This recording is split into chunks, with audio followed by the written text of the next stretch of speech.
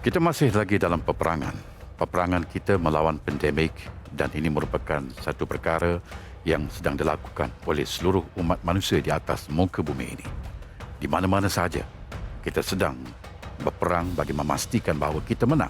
InsyaAllah kita menang dalam peperangan melawan pandemik ini. Namun dalam situasi kehidupan kita ini, muncul mereka yang berniat jahat. Tujuannya adalah untuk memperdayakan kita.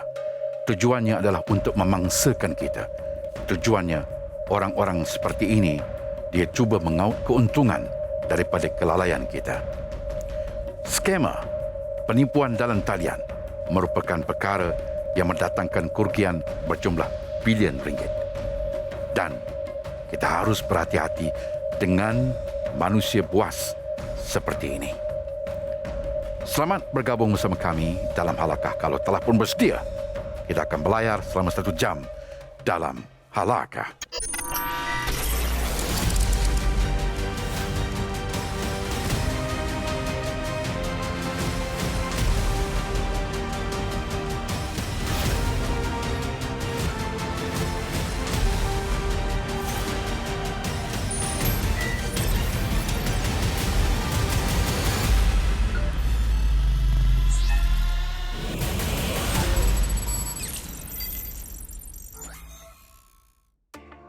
Assalamualaikum warahmatullahi taala wabarakatuh. Bismillahirrahmanirrahim. Selamat kita bergabung semula dalam Halakah dan insya-Allah mudah-mudahan pertemuan kita pada kali ini akan memberikan sesuatu yang sangat bermanfaat dalam kehidupan kita dan ada ilmu, ada perkara yang ingin kita bincangkan dan ada perkara yang akan kita sentuh kerana ianya membabitkan perkara yang semakin aktif dilakukan oleh kelompok ini terutamanya dalam musim PKP ini.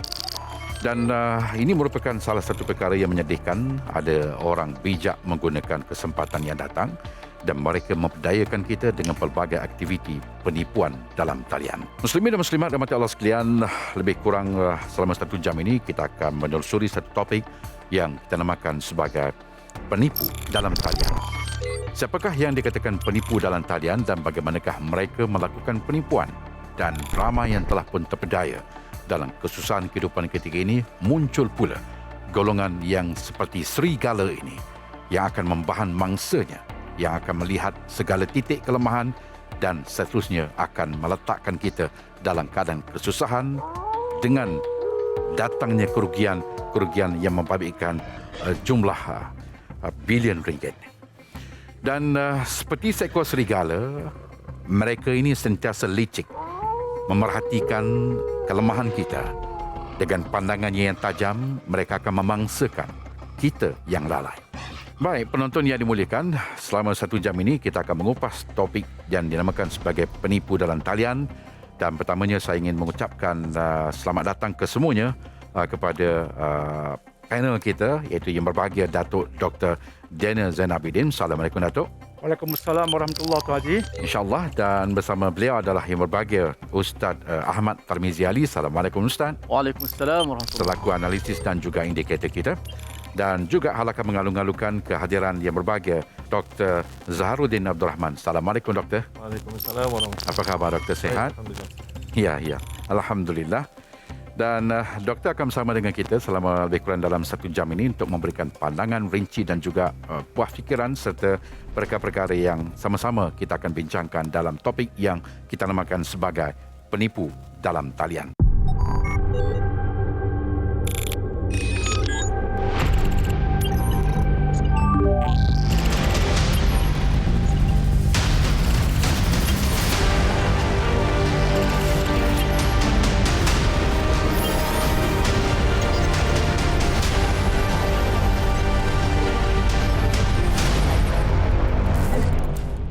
Hadirin penonton yang dimuliakan, sebelum kita memulakan perbincangan kita pada kali ini, ada baiknya kita dengarkan dulu ayat tema yang akan dibacakan oleh yang berbahagia Ustaz Ahmad Tarmizi Ali. Silakan Ustaz untuk menyampaikan ayat tema. A'udzubillahi minasyaitonirrajim. وَلَنَبْلُوَنَّكُمْ بِشَيْءٍ مِّنَ الْخَوْفِ وَالْجُوعِ ونقص من الأموال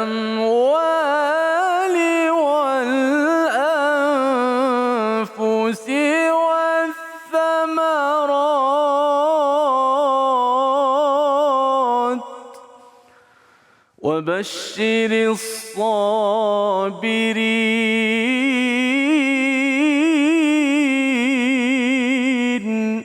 Sadaqallahul azim.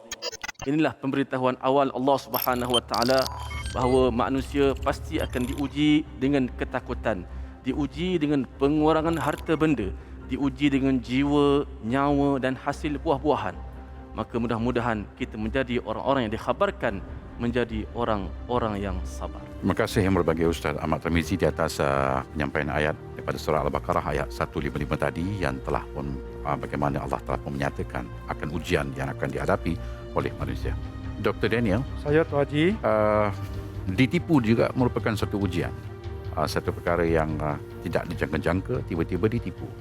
Baik, kalau kita lihat data yang saya ada, sebanyak 1.7 juta rakyat tempatan dan asing menjadi mangsa jenayah penipuan, pelaporan, khususnya secara dalam talian yang membabitkan hampir 5 bilion sejak 2013.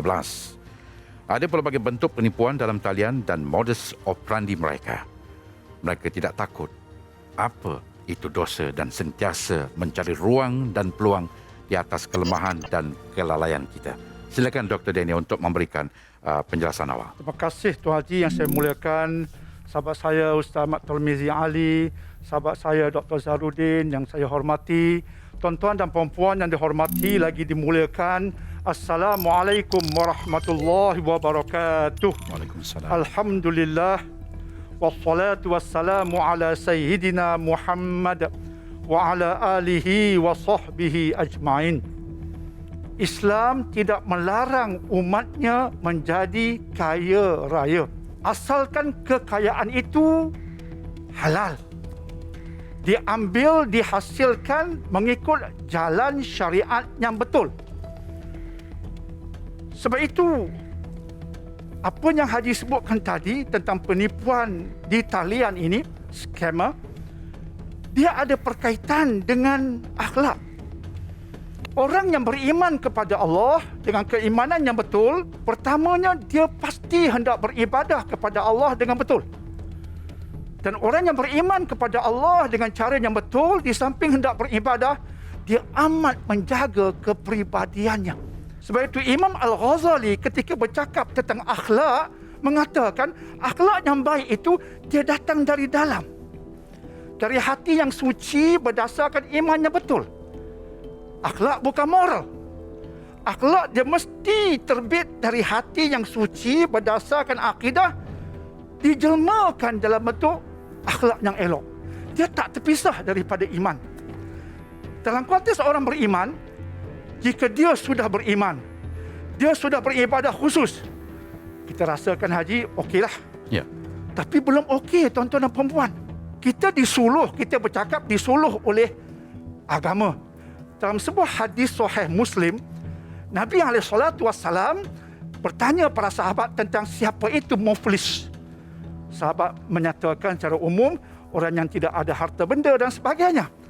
Nabi berkata, yang aku bertanya kamu tentang muflis akhirat, iaitu orang yang datang di akhirat membawa pahala solat, pahala puasa dan pahala zakat. Ini orang beriman. Orang yang beribadah datang dengan ibadah.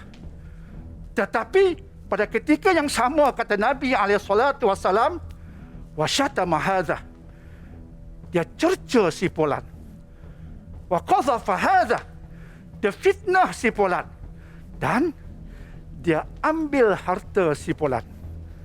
Di samping dia bunuh si fulan, dia pukul si fulan, yang hendak kita angkat tentang hadis ini ialah dia mengambil harta si fulan secara yang salah. Termasuk bab skema ini dengan jalan penipuan. Tapi sudah beriman, solat pun buat. Tapi sekarang isu akhlak, menipu, mengambil harta secara haram. Dipendekkan cerita tentang hadis tadi ialah akhirnya dia masuk neraka. Bukan sebab tak solat, bukan sebab tidak berpuasa, bukan sebab tidak mengeluarkan zakat, bukan sebab tidak beriman, tetapi disebabkan keruntuhan akhlak yang menyebabkan antaranya dia sanggup menipu dan mengambil harta rakannya secara yang salah. Jadi, ya, ia sangat menggerunkan. Justru perlu berbalik kepada tarbiyah yang betul supaya insya-Allah pelajaran agama bukan sekadar nak dapat A, tapi hendak dijiwai. Tu Haji, insya-Allah. Baik, Dr. Daniel. Kalau kita lihat data yang dikeluarkan oleh Polis Negeri Sembilan melaporkan sewaktu PKP, Ya, peningkatan penipuan skamer dalam talian ini kian meningkat. Barangkali ini juga disebabkan oleh kesukaran untuk membeli barang secara direct dan mereka banyak menghabiskan masa berada di hadapan internet dan sebagainya. Soalan saya, bagaimana penipu seperti yang kita gambarkan seperti serigala itu menanti peluang untuk membahang mangsanya? Maksudnya, tunggu kita lalai, dia akan mengambil sesuatu daripada kita. Persoalannya bagaimana untuk memastikan bahawa kita tidak terlalai? ya Tu Haji. Mengikut Jabatan Siasatan Jenayah Komersial di Bukit Aman, puak-puak ini dia mengkaji perangai manusia. Mereka tidak sembrono sebenarnya. Mereka juga mengkaji. Tapi mengkaji untuk menipu. Dia mengkaji kita punya interest, minat kita. Sebab itu kadang-kala dia guna juga ustaz-ustazah. Ya. Jadi dia mengkaji kemahuan kita. Sebab itu disebutkan secara yang mengejutkan bahawa bila berlaku Macau scam sebelum ini, yang terjebak dengannya bukan calang-calang orang. Doktor, guru, bukan orang-orang biasa. Orang yang kita anggap intelek tapi masih boleh terpedaya, tertipu sebab dia mengkaji perangai manusia. Justru apa yang boleh kita buat mengikut pengkaji-pengkaji ialah pertama sekali kita kena ada sedikit sebanyak ilmu tentang bahaya ini. Antaranya ialah jika orang menghubungi kita secara mengejut, tiba-tiba bercakap tentang kad kredit tapi kita tak pernah mengenalinya sebelum ini, bercakap dengan bahasa yang lembut, awas, itu mungkin perangkap. Ataupun dia minta sejumlah wang kepada kita dalam situasi yang pelik, juga berawas dengannya. Meminta kata laluan komputer, data-data peribadi, sedangkan kita mengetahui tak ada keperluan ke arah itu. Juga jangan membantunya dengan memberikan semua ini yang sepatutnya tak kita berikan. Ataupun dia menyebutkan sesuatu yang kata orang putih too good to be true. Oh puan telah menang cabutan bertuah, akan mendapat 1 juta. Tapi sebelum kami berikan 1 juta, kena masukkan sejumlah wang terlebih dahulu untuk proses-prosesnya. Too good to be true. Maka masyarakat perlu dididik.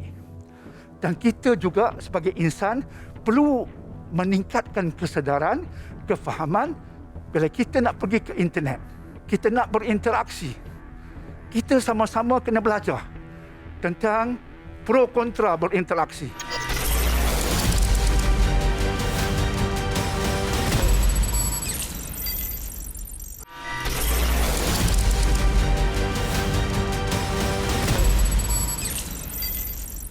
Saya nak beralih kepada Mubagia Dr. Zahrudin Abdul Rahman. Doktor, kalau kita lihat berdasarkan pengamatan doktor, kenapa umat Islam mudah terpedaya? Kelompok mana sebenarnya yang mudah terpedaya? Silakan doktor. Bismillahirrahmanirrahim. Assalamualaikum warahmatullahi wabarakatuh. Waalaikumsalam. Terima kasih Tuan Haji, Datuk Dr. Ahmad Daniel dan seterusnya Ustaz Tamizi. Alhamdulillah, kita syukur kepada Allah SWT, kita masih dapat kesihatan untuk bersama-sama pada hari ini, dan bagi mereka yang kurang sihat, kita doakan kesihatan. Amin. Berkenaan dengan mengapakah umat Islam dan rakyat Malaysia secara umumnya masih lagi terjebak di dalam perangkap penipuan ini, maka sudah tentulah bagi manusia ini dia ada satu sifat dan tabiat yang sama yang telah dinyatakan oleh pencipta makhluk ini. Wa innahu lihubbil khairi lasyadid. Manusia ini sangat cinta kepada harta. Lalu atas kerana itu dijadikan harta sebagai salah satu ujian yang paling besar. Ujian. Likulli ummatin fitnah wa fitnatu ummatil mal, disebutkan oleh Nabi SAW. Bagi setiap umat itu ada ujiannya, dan ujian umat aku adalah harta. Sehingga kan baginda Nabi SAW dalam hadis yang sahih Bukhari dan juga Muslim ada menyatakan bahawa ana mau'idakum al-haud, aku akan menunggu kamu di telaga Kautsar, di telaga di akhirat kelak. Kemudian Nabi SAW mengatakan, wa inni la anzuru ilaihi min maqami hadha, dan aku nampak telaga itu daripada kedudukan aku sekarang ni pun aku nampak. Tetapi Nabi kata, walakin la akhsha alaikum an tusyriku bi.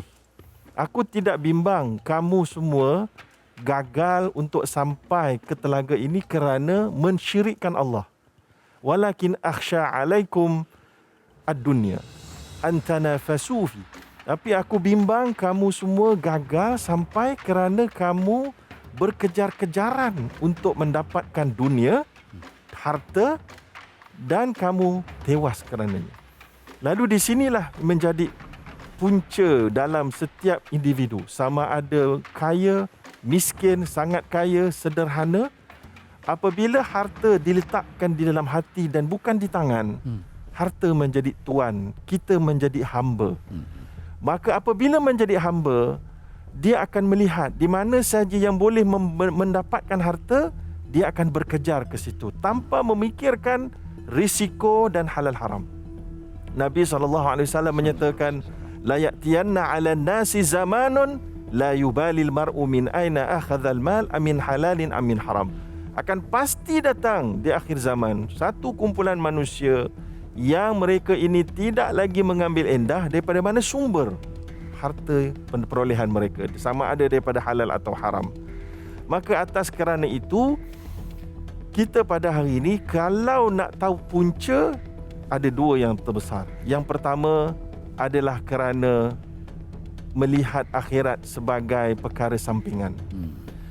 Ini menjadikan kita melihat dunia sebagai perkara utama, lalu meletakkan apa saja yang boleh memberikan kelebihan kepada kita di dunia, kita akan letak dia dalam fokus keutamaan kita tanpa membuat pertimbangan-pertimbangan yang lain. Lalu itu akan menjadikan seseorang itu menjadi tempat sasar kepada scammer dengan membungkus penipuan mereka dengan gambaran patuh syariah. Banyak gambaran patuh syariah. Apabila dilihat manusia semakin menuju kepada sukakan pelaburan yang halal, mereka bungkuskan dengan halal, patuh syariah. Malah mereka menipu dengan memasukkan logo JAKIM, memasukkan logo patuh syariah, memasukkan gambar ilmuwan tokoh-tokoh agama untuk menipu mereka ini. Lalu mereka tumpas. Kerana kalau hanya sekadar meyakini Allah, meyakini akhirat, tapi tak ada yang kedua, anda akan ditipu juga. Yang pertama, ditipu kerana terlalu tamakkan harta. Yang kedua, kalau tak tamakkan harta dan juga ambil kira hukum hakam, bagus, tetapi tak ada yang kedua, iaitulah tiada ilmu dalam pengurusan keuangan. KWSP memberikan statistik menunjukkan bahawa daripada hampir semua pencarum KWSP di Malaysia, lebih kurang 70% tidak merupakan financial literacy-nya sangat rendah, yang merupakan orang yang mempunyai pendidikan keuangan yang sangat rendah, yang menjadikan mereka ini tak tahu pasal pelaburan itu cirinya apa, bagaimana nak kenal pasti yang benar dan yang salah. Lalu mereka menjadi sasaran mudah orang yang menipu kerana mereka memberikan gambaran bahawa pelaburan ini pasti untung, dengan keuntungan dalam masa 24 jam sudah boleh buat untung. Tapi bagi orang yang tidak mempunyai ilmu keuangan dan pengurusan pelaburan, mereka tidak tahu what is too good to be true. Menjadikan bagi mereka itu adalah okey.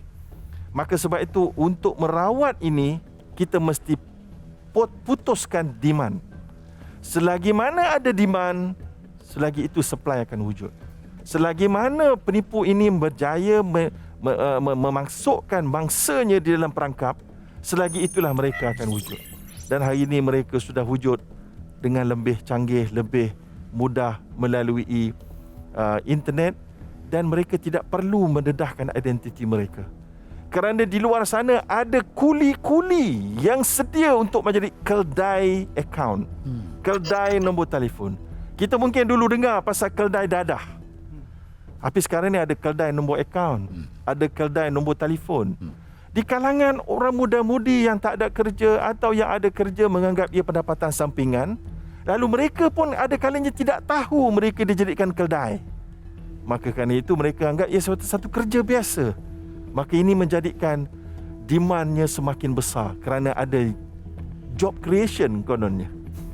Malah dengan adanya ads yang boleh mengetahui kecenderungan seseorang, lagi mudah mereka capai kepada orang yang patut menjadi sasaran mereka. Begitu Tuan. Baik, terima kasih Dr. Zahrudin. Sangat menarik seperti yang Dr. Zahrudin katakan tadi. Ada dua sekurang-kurangnya yang ditekankan. Pertama, putuskan demand itu. Putuskan permintaan itu. Dan yang kedua, balik kepada pendidikan. Doktor tadi menjelaskan kepada kita tentang pentingnya mempunyai kesedaran ilmu pada tahap pendidikan dalam pelaburan. Baik, Dr. Daniel. Saya Tuan Haji. Daripada satu sudut, kita harus berhati-hati. Kerana Dr. Zahrudin mengatakan tadi, teknologi, mereka bijak menggunakan teknologi untuk memperdayakan. Saya nak pergi kepada kelompok yang memperdayakan serigala tadi. Kita akan lihat serigala akan berkeliaran dalam kehidupan kita. Dan bagaimana doktor melihat kelompok serigala ini, kelompok scammer ini, seolah-olah tidak takut langsung kepada hukuman Tuhan kerana daging yang akan tumbuh itu merupakan daging yang haram. Silakan Dr. Daniel. Ya, terima kasih Tuan Haji. Tuan-tuan dan puan yang dihormati lagi dimuliakan. Kita merasakan seolah-olah skam seperti ini berlaku di Malaysia saja. Tidak, di seluruh dunia. Mengikut kajian PDRM juga, kadang-kadang sindiket ini dibantu oleh orang dalaman. Ada kes penangkapan yang berlaku. Seperti yang disebutkan oleh pakar kriminologi Profesor Dr. Geshina Ayu, bahawa ada kes yang melibatkan orang-orang dalaman, pegawai-pegawai kanan pihak keselamatan tertentu yang mana mereka menaungi sindiket ini. Itu kadang-kala menjadi salah satu punca ia semakin semarak dan semakin berani sebab ada orang yang menaungi. Itu yang pertama. Tapi akhirnya dia berbalik kepada dalaman ini. Sebab itu macam Dr. Zahrudin sebutkan sebuah hadis yang Masya Allah kita angkat semula, bahawa di akhir zaman ada golongan yang tidak kisah. Tak kisah, tak peduli langsung tentang sumber harta yang dia perolehi datang dari mana, I tak kisah. Halal ke haram ke, I don't care. Yang penting yang I care, kaya, makmur, senang, jutawan, hartawan dan sebagainya. Ini sedang melanda kita. Kita mengangkat satu ayat dari surah An-Nur ayat nombor 37. Rijalul la tulhihim tijaratun wala bai'un an dzikrillah wa iqamis shalah wa ita'iz zakah yakhafuna yawman tataqallabu fihi alqulub wal absar. Tentang lelaki-lelaki, tentang golongan yang mereka itu tidak dilalaikan. Tidak dilalaikan oleh perniagaan mereka dan jual beli mereka. Okey, boleh bisnes, boleh mencari untung, tiada masalah dengannya, tapi mereka tidak dilalaikan olehnya, tidak hanyut dengannya. Mereka tetap menjaga solat. Mereka tetap mengeluarkan zakat. Mereka tetap ingat pada Allah. Dalam interaksi perniagaan mencari untung, ingatan pada Allah tak putus. Dia bermaksud jaga kehendak Allah. Bukan sekadar subhanallah, subhanallah pegang tasbih, tapi ingat sehingga dimanifestasikan dalam bentuk jaga syariat Allah. Hujung ayat Allah mengatakan dan mereka takut. Hari ini suatu yang kita sebut tentang dalaman tadi. Mereka takut tentang hari di mana mata dan hati akan bergoncang-goncang. ingatan akhirat itu. Apa yang kita buat itu tak terputus daripada hujung sana. Hujung sana yang bernama akhirat. Yang mana hati dan mata di sana akan bergoncang.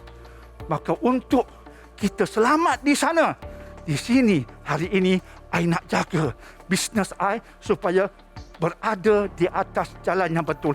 Itulah tarbiyah yang kita nak tekankan. Pendidikan supaya terhasil orang itu dia berada di mana sekalipun. Nak guna online untuk bisnes, silakan. Syariat tidak melarang, tapi dia ada SOP-nya, ada peraturannya. Dia jaga sebab dia takut di sana kebinasaan menantinya.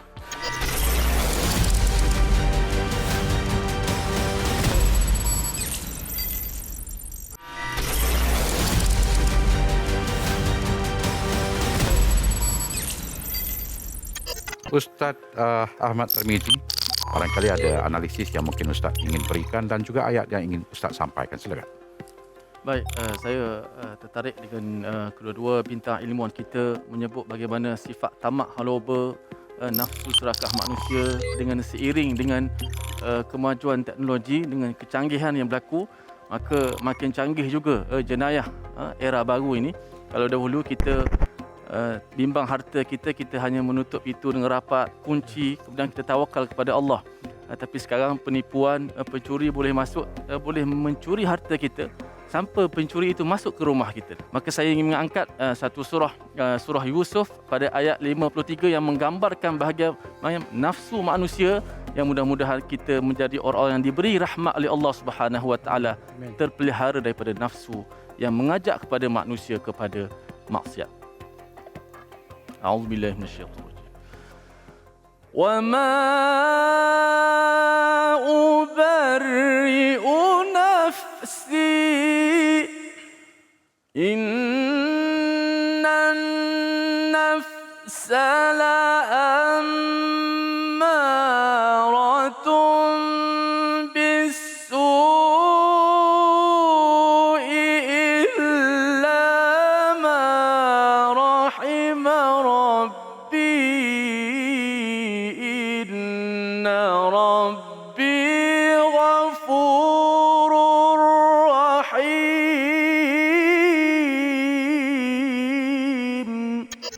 Sadaqallahul azim. Dan tiadalah aku berani membersihkan diriku. Sesungguhnya nafsu manusia itu sentiasa menyuruh melakukan kejahatan kecuali orang-orang yang diberikan rahmat oleh Allah daripada Tuhannya. Dan sesungguhnya Allah Subhanahu Wa Taala Maha Pengampun lagi Maha Mengasihani. Para ulama tafsir menyebut, seolah bersepakat, antaranya Imam As-Sa'di menyebut, nafsu itulah yang sentiasa akan menyuruh manusia melakukan kejahatan ataupun disebut sebagai nafsu ammarah. Kecuali orang-orang yang diberi rahmat oleh Allah Subhanahu Wa Taala. Islam tidak pernah anti kepada kekayaan, tapi jadilah orang kaya yang selamat dunia dan akhirat. Terima kasih yang berbahagia Ustaz Ahmad Tarmizi Ali. Masya Allah. Jelas seperti apa yang disampaikan dalam pada ayat yang disampaikan itu tadi. Penonton yang dimuliakan, kalau kita kaji sejenak tentang serigala ini, saya masih lagi bercakap tentang serigala. Haiwan monogami ini sangat sukar untuk dijinakkan. Ya. Tapi bijak dan licik membahan mangsanya. Dan ibarat kata hari ini, kita hidup dalam kesusahan. Ya. Dengan pandemik, orang hilang pekerjaan, orang dalam kesedihan, orang takut segala-galanya tentang masa hadapan. Ya. Sudah jatuh ditipu tangga. Hidup yang begitu kemudian jatuh dan ditipu lagi. Soalan saya kepada Dr. Daniel, Saya tu Haji. bagaimana harus kita mengelak daripada benda ini terjadi kepada kita dalam usia, contoh dalam usia yang tua. Barangkali itulah sedikit duit yang dikumpulkan daripada tabungan KWSP dan sebagainya. Tetapi kelompok-kelompok ini juga menggunakan kekuatan ilmu pukau untuk memangsakan mangsanya. Silakan Dr. Daniel. Ya, terima kasih Tuan Haji. Macam Dr. Zaharuddin sebutkan tadi, kena tahu tentang pengurusan harta benda kita. Dan kadang-kadang kita sendiri bukan pakar bagai itu. Sebab itu kita kena merujuk. Kena rajin bertanya. Katakanlah kita nak melabur di satu penjuru pelaburan. Jangan terus melabur. tertarik, kagum dengan janji-janji lumayan kononnya. Kena merujuk, kena bertanya.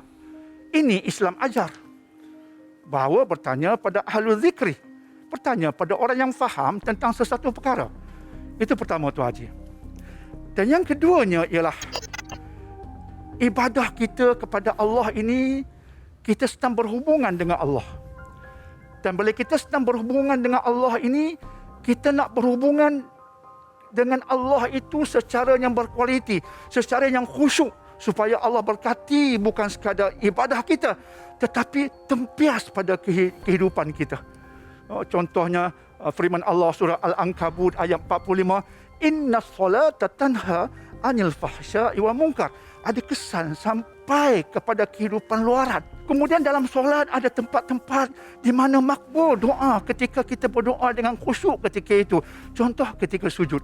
Kita pohon kepada Allah supaya rezeki kita sentiasa halal, supaya kita dijauhkan daripada penipuan dan sebagainya. Di hati kita, kita sebutkan dalam bentuk berdoa kepada Allah. Sebab dia penting. Sebab kita nak hidup secara yang aman, secara yang diberkati Allah. Oleh sebab dia penting, kita nak minta kepada Allah tentang kepentingan ini. Sebab Allah sahaja yang boleh menjamin kepentingan ini kita jaga. Haji sebut tentang pukau. Ya, ada berkaitan dengan sihir. Memang kita tak menafikan semua itu. Tetapi kita kena yakin bahawa Islam mengajar kita tentang perisai, tentang benteng-benteng daripada kesemua itu. Dan benteng-benteng ini, perisai-perisai ini tidak datang begitu saja. Dia mesti berasaskan keimanan, dan keimanan yang kita jelmakan dalam bentuk ibadah yang khusus yang kita lakukan semata-mata kerana Allah. Dengan membaca Al-Quran, dengan berzikir kepada Allah, berdoa bermohon kepada Allah, supaya insya-Allah dijauhkan kita daripada sebarang kemudaratan, apa bentuk apa rupanya. Bismillahirrahmanirrahim. La yadhurru ma'asmi syai'un fil ardi wala fis sama' wa huwas samiul alim. Pagi petang kita lakukannya berdasarkan hadis pula tu. Ini kekuatan kita untuk mengulangi. Sekali lagi, kena ada kefahaman tentang senario semasa. 30 tahun dahulu mungkin tak perlu sangat kita mengkaji bab ini. Tapi sekarang perlu. Sebab serigala sekarang sudah keluar dari hutan dalam bentuk yang baru. Ya. Maka kita kena belajar mengenali serigala ini pula. Langkah-langkahnya, taktik strateginya, perangkapnya, kita kena belajar. Ilmu baharu mungkin berkaitan serigala dalam bentuk yang moden ini.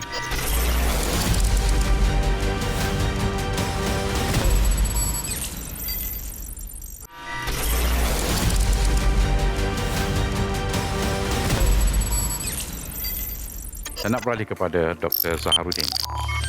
Doktor merupakan pakar dalam kewangan Islam yang menjadi rujukan dan sentiasa memberikan khidmat bagi memberikan khidmat nasihat dan sebagainya. Mungkin dapat doktor berikan satu petunjuk kepada umat Islam, sebab hari ini kita telah pun melalui gaya hidup yang berbeza. Kita melalui teknologi yang berbeza. Namun bagaimana caranya dapat doktor berikan agar umat Islam tidak terus menjadi mangsa dalam situasi seperti ini? Silakan doktor. Bismillahirrahmanirrahim. Untuk mengelakkan semua di antara kita tidak menjadi mangsa, yang pertama sekali, menurut kajian bahawa penggunaan internet daripada tahun ke tahun menjadi semakin meningkat. Ya. Maka pada ketika pandemik ini, sudah tentulah penggunaannya makin jauh meningkat berbanding sebelumnya. Sehingga kan peniaga-peniaga yang dahulunya buta internet dan e-commerce juga sudah mula meneroka bidang itu dan menggunakan iklan-iklan digital. Maka tanpa kita sedari, apabila kita memasuki satu ruang baru, di sana penuh perangkap dan penuh perkara yang berbahaya. Ya. Sebagaimana kita masuk ke dalam satu hutan yang tak pernah kita masuki, yang kita tak biasa.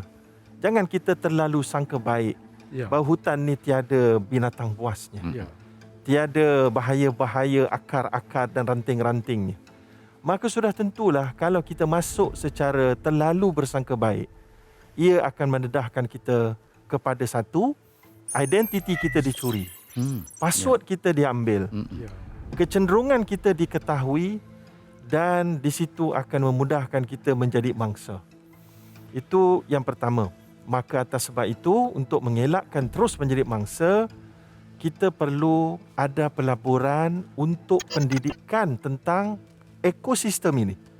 Sebagaimana kita hari ini terlalu bermudah dalam belanja untuk hiburan, untuk televisyen yang berbayar, untuk movies, untuk barangan sukan dan lain-lain, untuk gadget, kita boleh membeli apps-apps yang mungkin tidak begitu banyak faedahnya kecuali untuk hiburan. Tetapi apabila kita laksanakan program-program pendidikan untuk mengenali bahaya-bahaya di alam internet, pengurusan keuangan, ia sering dipandang sepi dan sunyi. Tidak begitu ramai yang ingin melaburkan sedikit wang mereka untuk belajar. Ya. Ini akan terus menjadikan mereka menjadi mangsa. Maka begitulah juga yang disebutkan oleh baginda Nabi SAW dalam satu hadis yang juga sahih, yang mana Nabi SAW kata bahawa Inni la akhsha ma akhsha alaikumul faqr walakin akhsha alaikumul takathur. Aku tidak bimbang umat aku menjadi fakir miskin sebenarnya, tapi aku lebih bimbang kalau mereka itu berlumba-lumba nak memperbanyakkan harta. Ya. Kalau ada ciri itu, dia akan jadi vulnerable, semakin lemah, pertahanan antibody menjadi semakin lemah kerana akalnya sudah dikuasai oleh sesuatu yang disasarkan. Ya. Yang kedua, Nabi juga kata, "Wa ma akhsha 'alaikumul khata' walakin akhsha 'alaikumul 'amad." Aku tidak bimbang umat aku mungkin tersilap, tapi aku lebih bimbang mereka yang sengaja. Maka ini adalah satu perkara yang ketiga. Kalau tadi kita masuk ke dalam hutan tadi itu, kita tersilap sana sini dan kita belajar daripada kesilapan, maka itulah dia yuran untuk pembelajaran kita. Ya. Dan yang lebih bimbang, ada kalanya orang kita dia jadi kelabu terus. Bila kita kata ada yang bahaya, ada yang tak bahaya, dia pun terus semua bahaya. Sehingga kan orang yang benar-benar genuine dan tulen, bisnes yang betul, pelaburan yang betul, juga dicop sebagai scam pula dah. Ini akan juga memudaratkan the whole ekosistem dan industri kita. Ada program pendidikan dicop sebagai pelaburan. Ia bukan pelaburan, ia pendidikan. Kerana ketidakmampuan orang kita untuk mengetahui mana yang ada lesen, mana yang tak ada lesen, mana yang betul, mana yang salah, mereka pukul rata, kita sendiri dituduh scammer. Jadi ini memerlukan satu strategi yang terancang. Sebagaimana mereka membuat satu strategi yang terancang. Hari ini, ia memerlukan kerjasama daripada SKMM, polis. Saya sudah ada pengalaman buat laporan polis, tak ada keputusan. SKMM, tak ada keputusan. Apa yang nak buat lagi? Orang kata pergi saman. Nak saman siapa? Saman nombor telefon tu? Tak boleh, kedai. Pergi ke bank. Polis dah dapatkan nombor akaun tu milik siapa? Bank tak bagi. Kerana PDPA. Maka ini ekosistem dia memantapkan lagi penipuan dalam talian. Ya. Perlu ada kerjasama yang komprehensif daripada semua agensi kerajaan memudahkan untuk menangkap dan menahan. Jadi itu pandangan saya. Tuan Haji, silakan. Baik, terima kasih Dr. Zarudin di atas membuka minda. Ya. Membuka minda dan menjelaskan bagaimana situasi yang sedang kita hadapi pada saat dan ketika ini. Ini berat masalah ini sebenarnya. Kalau tak diuruskan seperti doktor katakan tadi, kalau tidak ada peranan yang benar-benar bersungguh-sungguh dimainkan oleh pihak-pihak yang terbabit, maka itulah skema-skema ini akan terus bermaharajalela. Saya nak pergi kepada Ustaz Ahmad Tirmizi. Mungkin untuk yang terakhir, mungkin Ustaz boleh sampaikan mana ayat yang boleh kita jadikan renungan dalam topik kita kali ini. Silakan. Dua kul, surah yang turun serentak, yang mana tadi sebut dah bagaimana kita nak mengelakkan daripada terjebak ataupun terkena, Datuk sebut kerana musuh ini ada musuh yang kita nampak dan ada musuh yang kita tak nampak. Dan surah Al-Falaq mengajarkan kita begitu. Ada sebut pukau, sihir dan sebagainya. Hari ini kalau penipuan secara cyber memang kita tak nampak secara jelas. tapi ia berlaku. Maka Allah Subhanahu Wa Taala mengajarkan kepada kita, amalkanlah dua kul ini. Nabi SAW bila turun dua surah ini, Nabi selalu membaca dua kul, minta lindung ataupun disebut sebagai al-mu'awwidhatain. Kalau kita lihat pada makna surahnya, kul a'udzu birabbil falaq, kata kalau Muhammad, aku minta berlindung pada Allah, Tuhan yang menciptakan segala makhluk, min syarri ma khalaq, daripada kejahatan makhluk-makhluk yang diciptakannya, wa min syarri ghasiqin idza waqab, dan ketika gelap malam apabila datang, wa min syarri naffatsati fil 'uqad, dan daripada simpulan-simpulan kejahatan-kejahatan, sihir-sihir, mentera-mentera yang dibaca, ataupun termasuklah apa jua penipuan yang berlaku. Wa min syarri hasidin idza hasad, daripada kejahatan orang-orang yang dengki apabila dia dengki. Jom kita mengamalkan surah ini. Ia adalah saranan daripada Allah. Allah yang menurunkan ujian kepada kita. Ayat tema kita tadi, Allah juga memberikan kepada kita jalan untuk kita bertawakal kepada Allah Subhanahu Wa Taala. Dua kul, kul a'udzu falaq dan kul a'udzu binnas. Baik, terima kasih yang berbahagia Ustaz Ahmad Tarmizi di atas huraian yang telah pun diberikan. Dan sedarlah bahawa kita sedang berhadapan dengan satu ekosistem yang baru. Ekosistem yang sangat berlainan, tak sama seperti dahulu, dan penipuan datang secara lebih terancang, secara lebih licik dan secara lebih menggoda dan menawan. Hati-hati. Dan Dr. Daniel, Saya Ustaz Dr. Zaharuddin serta Ustaz Ahmad Tarmizi dan juga penonton sekalian, terima kasih di atas perhatian anda. InsyaAllah kita jumpa lagi pada hari dan waktu yang sama pada minggu hadapan. Assalamualaikum warahmatullahi wabarakatuh. Waalaikumsalam.